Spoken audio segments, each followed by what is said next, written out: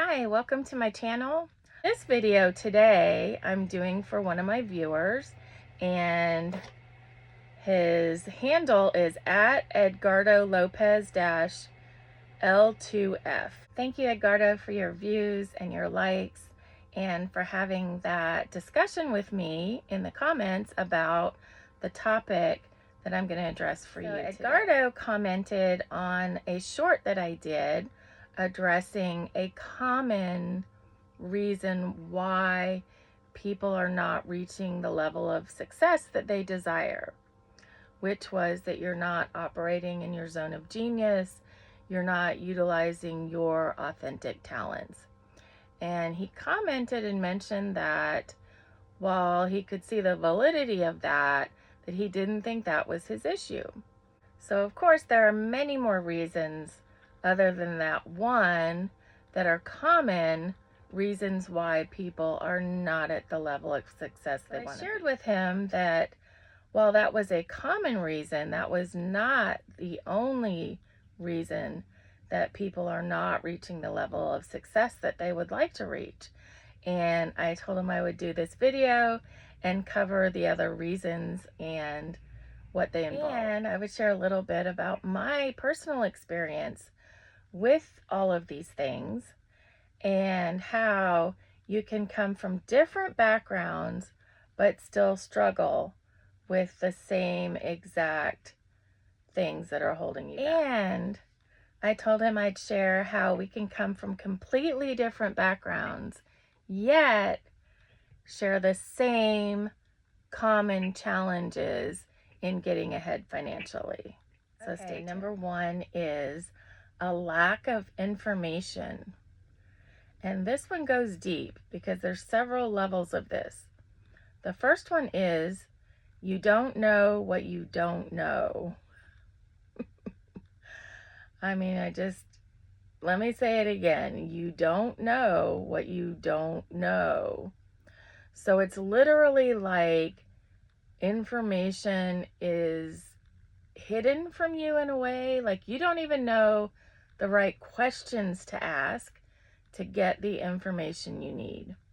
It's sort of like if you saw an iceberg and you saw this much sticking out, which would be your goals. Say like, I want to start a business. Okay, boom.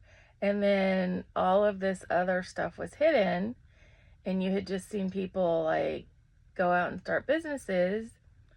You just assumed like, well, I just tell people I have a business and then they're going to start hiring me. And no. So when I first attempted to leave the 9-to-5, this is what I thought. Well, I saw other people quitting the company and going freelance or starting their own business or whatever. And so I just thought, well, and they got hired. So I just thought, well, they know me, they like me, they'll just hire me. I'll just tell them, hey, I want to work, I want to do some work for you. Here I am. I don't work for that company anymore. What can I do for you? And massive failure. Massive failure. So I didn't know you needed a pitch. Like I needed to differentiate myself from the other people doing the same thing. Like, why should they hire me? Why me? What could I do for them? What value could I bring them that perhaps other people weren't bringing? What differentiates me? None of that. So the other example I gave is of a Rubik's Cube. And you might have to be older to understand this, but you know what? I'll drop a photo of it in here when I'm editing. I'll drop it in.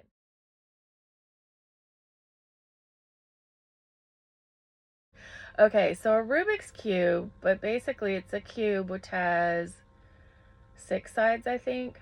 Yeah, 6 sides. So, and when you get it, it's all nice and each side's a different color and all the little squares of that side are put together. But what you're supposed to do is completely mess it up and then figure out how to get not just one side. You have to get one side first, but then you have to figure out how to keep the first side intact while you get all other 5 sides intact.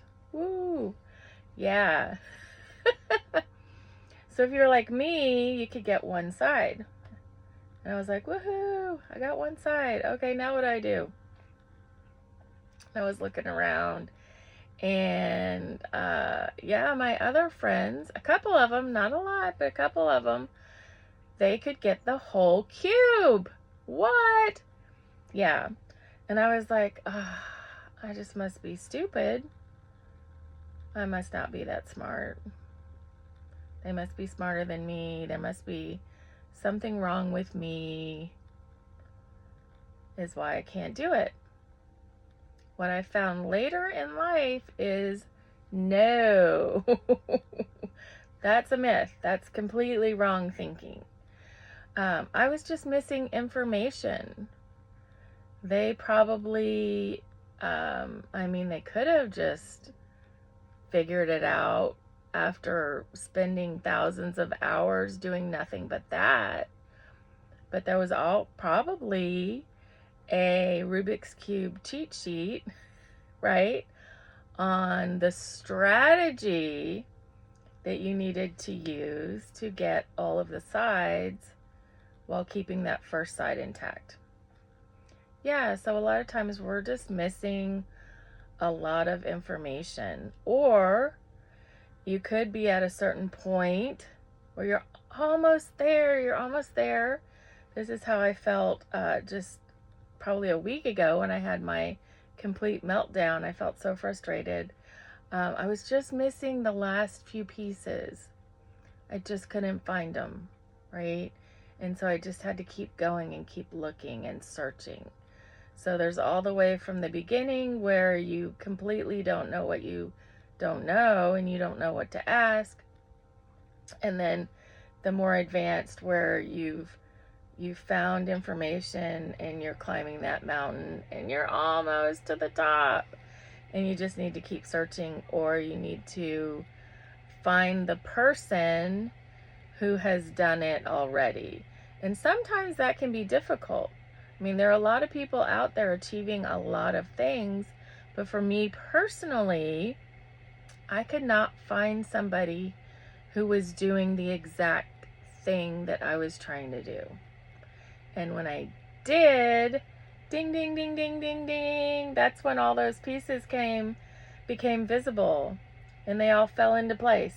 Boom. And I was like, oh my God. Whew. All right, number 2 is that we're not using our personal, authentic gifts and talents. And this is what my short was about. If you're not operating in your zone of genius, you're going to get to a certain point, you're going to stall out. Or you may not really move up the ladder that much at all, because you're maybe doing something you think you should be doing, but you're not doing something that you are passionate about or love, or maybe you don't even know what you would be passionate about or enjoy doing and could make money at. I mean, in today's world, you can pretty much make money doing anything, really anything, because of the internet. So you don't have to go out and sell a hard product. So a good example is when I and others start their YouTube channels, it's not clear in our head what all those gifts are and which ones what we're best at. We might be good at a lot of things. That's another thing that can make it really confusing and fuzzy. You might have a lot of interests and be good at a lot of things, but what are you great at? What are you great at? And what just gets you excited about getting up in the morning? And we may not know because we've never had something that got us that excited about getting up in the morning.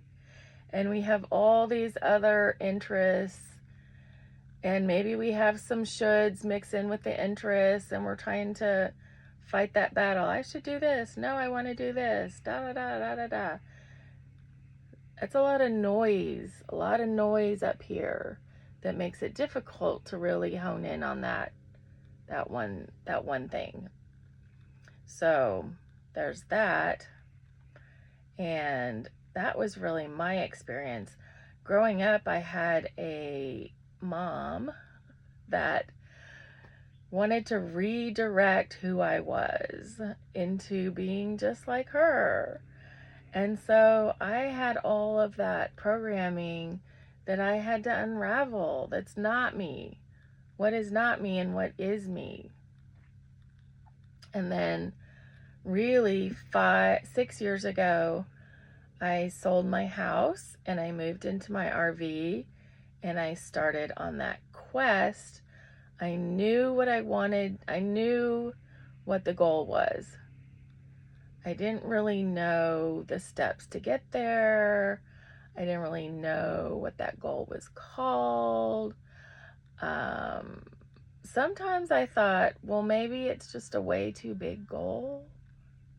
Maybe I need to bring the bar down a little bit. I mean, the journey was tough. Sometimes the journey is tough, but I just kept going. You just keep going. You just keep looking. You just keep searching. You find new people until you find the one.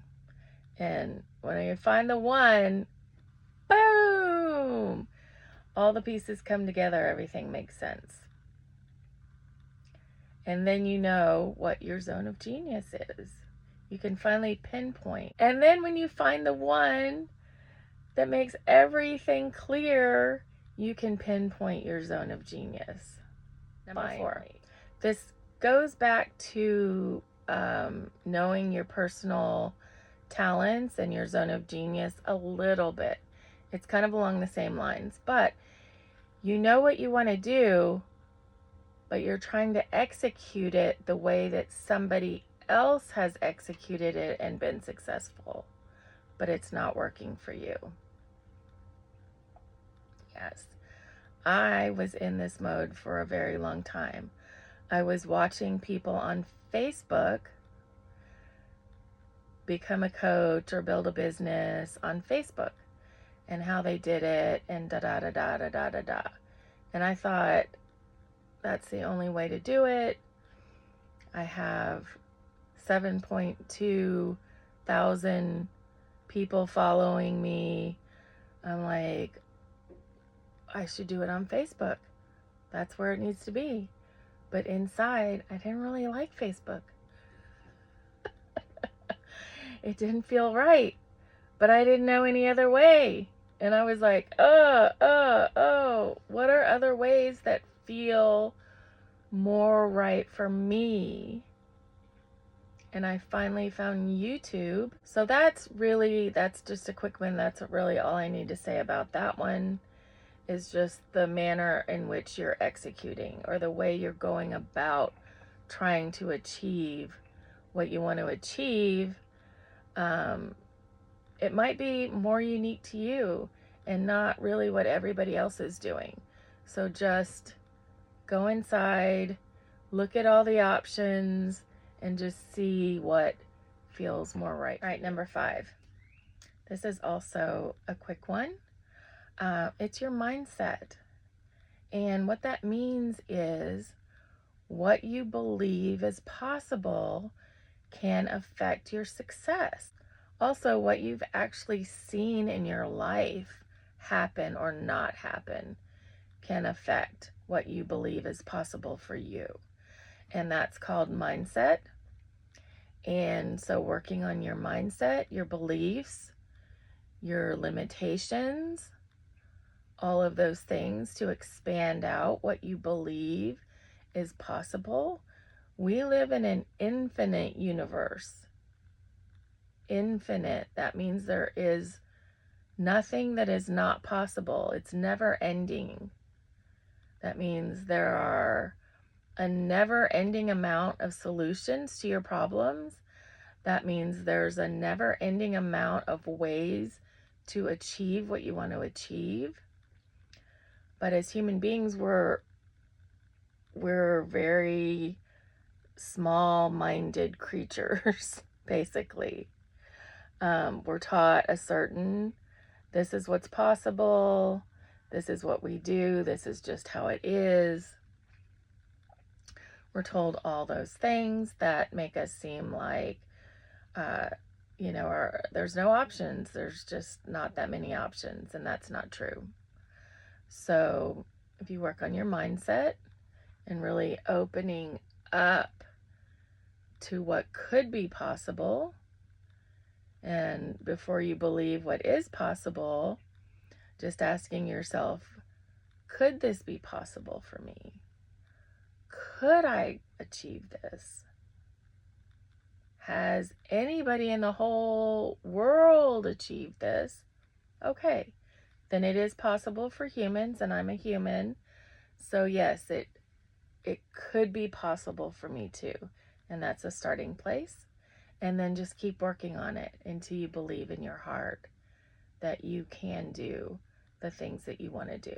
All right, now in conclusion, I wanted to say you probably see now how those are very common challenges to success that go across everything, right? I was brought up in a wealthy family, so not, there's a lot of people out there that were not brought up in a wealthy family. And some people think, oh, if you're brought up in a wealthy family, you never struggle, you don't have any of these mindset issues, blah, blah, blah. No, I'm here to tell you that's not necessarily the case. Everybody's different. I'm a girl, so you know what my financial advice was from my family? Guess. Drop a comment if you get this right. Marry a doctor. That's right. Just marry a wealthy man. They'll take care of everything for you. So, okay. I mean, I dated some doctors. I tried to do that route, but I'm an Aquarius. I'm a very independent, strong-minded, adventurous girl. And so I had this inner struggle for a long time. Just get married and let the man do it all. No, it would feel really good if I did it myself. And then maybe married someone who was also wealthy and at the same level. But having someone else do it all for me, that didn't sound like the life that I wanted. So I may be unique in that journey, or unique in, my family having an old school mindset where girls don't need to know how to make money. I think girls in the newer generations are probably given much more information and guided much differently than I was back in the day. But, I was brought up by parents who were kids in the 50s, and mom stayed home and had babies, and the dad went out and earned the money. And that's what was pushed on me. So they were very worried about me for a long time because I wasn't taking that route.